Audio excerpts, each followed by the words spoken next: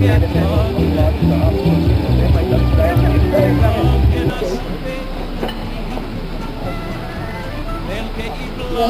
mi smo sklopu danas na nekim zemlji dobili potporu kolegi Roberta Zakarigija i on nam pomoga da prikupimo nešto novaca za našu udrugu, pogotovo ono neka teško što se nositi sve projekte do sesije, pa smo sad ćemo imati novu prezentaciju što smo napravili sklopu danas na nekim zemlji.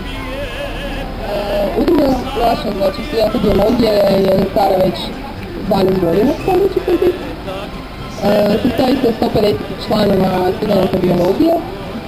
Razdijeljeni smo u 21 sekciju, bavimo se svim područjima biologije, od liševa, biostologije, sisavaca, šišmiša, mrava, svega što je botanike i radimo velike projekte, recimo što ćemo za 2 tjedna biti u Grmanji, napravit ćemo kompletnu autorizaciju na istražena područja, bit će 120 naših članova i neki su studenta iz inozemstva.